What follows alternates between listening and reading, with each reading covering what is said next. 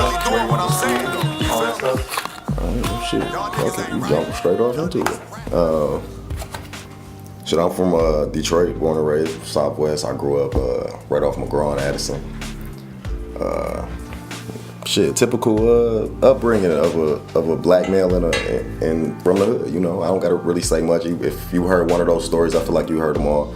Grew up little, pops left, bullshit happens. You know what I'm saying? Like, my story is pretty much the same as any other story your typical rapper would tell, but my story's real. You know, it's like it's not. I'm not portraying nothing for anybody. And like, I go through what like real black men in America go through. You know what I'm saying? And on like a real everyday basis. You know, and it's like I just look at things a little bit differently, I guess. But to answer the question, I'm from Southwest Detroit, man. I don't know. Like, you want to know anything else more personal than that? Then you know. But why do you want to be a rapper? I don't. But I never. I didn't start rapping because I wanted to be a rapper. I didn't start rapping because I wanted to be that nigga in the videos, or that nigga with the bitches, or that nigga to be able to stun in the clubs with the bread and drive the nice cars. Like, it was never a goal for me. I started rapping because it was an outlet. I actually started rapping because I used to write poetry. And that's how I started rapping, because poetry was my outlet to vent when, you know what I'm saying, when I felt something, because I wasn't talking to nobody. So in order for me to get this shit out, I put it on something, on paper, and I felt like, all right, well, I said it at least. Even if nobody ever reads it or hears it or nothing, I said it, and I felt better about it, you know what I'm saying? And then once I realized it was DMX's "It's Dark and Hell is Hot," that I realized he was just a poet, that he was doing it just on a rhythm now, just on a beat. So when I realized that, I tried it, and you know, I fell in love with it, and that's why I do it. I just love it now. So if I fucking never become a known rapper, I wouldn't give a fuck. I do it because I love the craft. So. Now, what would you say your style of rap is? Aggressive. For the most part, you know what I'm saying? Like, for the most part, it's aggressive. But because I'm angry as fuck a lot of times.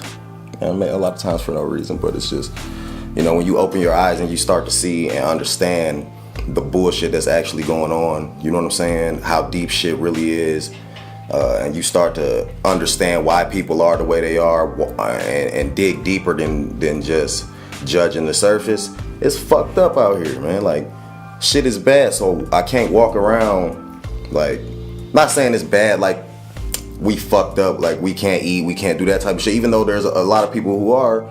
That's what's fucked up, that there are people who are, you know what I'm saying? It's like, are we straight? But these niggas ain't straight, and nobody cares, and you know what I'm saying? So that type of shit makes me angry. So when I get up in the morning, I'm pissed off, because I drive around, I go to work, and I deal with this shit, and I see it, and I notice it, and it's just everybody's oblivious to this shit. And there's no reason for it, you feel me? It's just,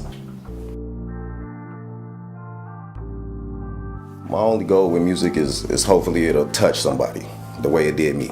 Because there were certain songs that got me through certain parts of my life that I wouldn't have made it through without them, without those songs, without those albums, without those artists. And people hear that music and those artists, and they judge them strictly based off the content, you know what I'm saying? Or what they hear, like literally, you know, the words. And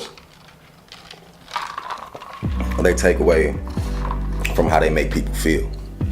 And that's what's important, man, because when you give somebody that little push in that time of life where they might have felt like giving up, even if it's the kind of push that makes them feel like fuck the world, nigga, because it's a push and it's gonna keep them going, regardless of what motivates them to keep going. It's gonna motivate them, and that's the only thing I hope for. Like, I've had one person tell me, well, a couple people tell me, like, I used to listen to your music a lot when I was fucked up. Like, it got me through some tough times. And to me, like, that's the biggest shit ever. I wouldn't, like, that's it. That's what I do it for. You know what I'm saying? Like, that's my motivation, so. What do you want people to picture when they think of Isreal Keys? Shit, just a real nigga. I'm no different from you. You know what I'm saying? Like, I'm no different from you, man. Like my outlook may be a little different, or like the way I view the world, the way I understand things, or my truths may be different from your own.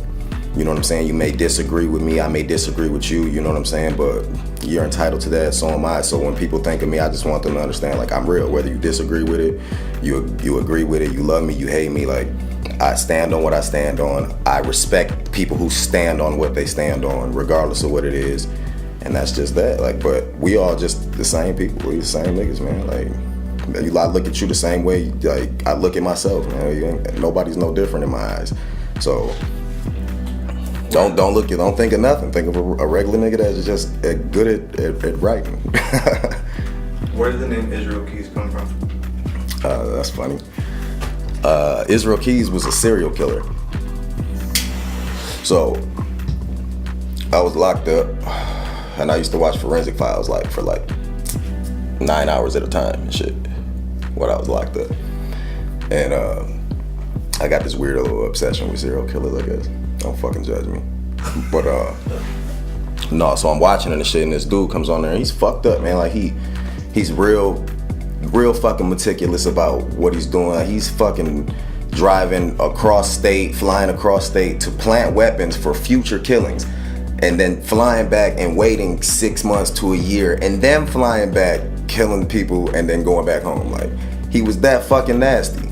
So I was like, all right, so my whole thing is when I'm in competition with a rapper, or my outlook on the rap game is like, if you are a real hip hop fan, it's like, I want you to know, like, you're not killing me on no track ever. I refuse, you know what I'm saying? So Isreal Keys was like, you know, I fuck with you, I'm nice, I'm friendly, you'll never think it, but I'm murdering you niggas. And that's my goal. You know what I'm saying? People hear the name and it's like, oh, it's commercial sounding and this shit, but like, nigga, I'm a killer.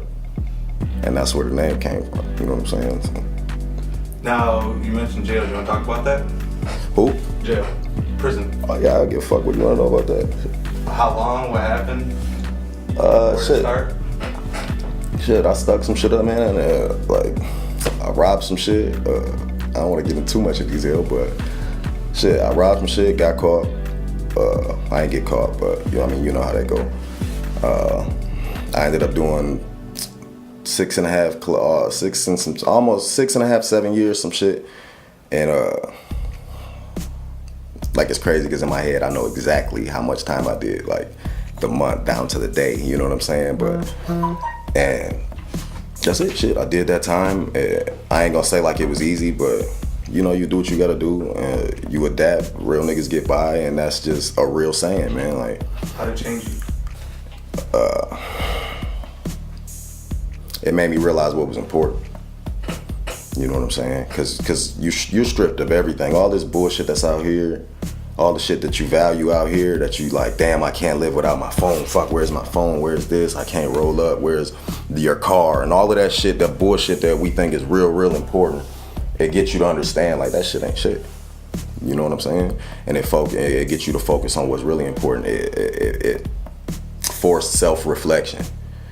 You know what I'm saying? And it makes you change because you look and there's nobody in there but you. So when you look in the mirror, you got to acknowledge who you are for real. Like, because out here, you can put on an act and you can be what you think other people want you to be. It's easy for people to do that. But in there, nigga, it's like you can come around here and you can act and you can go on the yard and you can put on the show for niggas. But at the end of the day, man, it's just you in there. And when you look in the mirror, like, at some point, you're going to be forced to acknowledge who you really are. Come to terms with it, and when you actually do that, man, it's hard because you got to look at yourself in the mirror, and I had to look at myself in the mirror and be like, man, I was like, you an asshole, bro. You a piece of shit, really, because you out here robbing niggas. You know what I'm saying? You out here taking shit that don't belong to you, and really, you smart enough to work hard. I know shit's fucked up. I know you hungry. I know this and that, and I know, you know what I'm saying. But at the same time, it's like that's just what I grew up in. But it set me down, and it broke that shit down to me, and I got to chop it up with some old heads, some you know, them dudes in there, man, are like the wisest men I've ever met in my life. You know what I'm saying? So kicking it with them, they force you to open your eyes or stay asleep. I mean, those are the choices you got in there. You know what I'm saying? Get your shit together or die, nigga. What the fuck? So you say it more humbled you out? I ain't gonna say that. It turned me into a man because I'm still kind of like, fuck you niggas, you know. But it's just, when I say it now, I say it for a reason. I say it with purpose. Back then, I was just saying fuck you just because it was just, I thought it was cool because this is what I grew up seeing. This is what this is how I got love. This is how I got respect. But now when I say fuck you nigga, people understand that, like, nah, he's a good nigga for real. So there's a reason behind that. But before, I ain't give a fuck. I was just wild. So yeah, it just turned me into a grown man. You know, it was a blessing for sure. So where do you see yourself going in the next 10 years? Shit, wherever God is leading me, man. Like, you know, we all got ideas for our own lives. You know, we all got places where we want to go, where we visualize ourselves later, 5-10 years. I can sit here and tell you all kind of shit that I would like to do or I want to do. But at the end of the day, man, I go to sleep tonight, I don't know if I'm going to get up tomorrow. You know what I'm saying? So wherever God, like, that's who guides me, man. Like, so wherever he sees me, I'm with it. I just know wherever I'm going, I'm going to thrive. Wherever I'm going, I'm going to be straight. You know what I'm saying? So hopefully somewhere that's going to make somebody else's life better.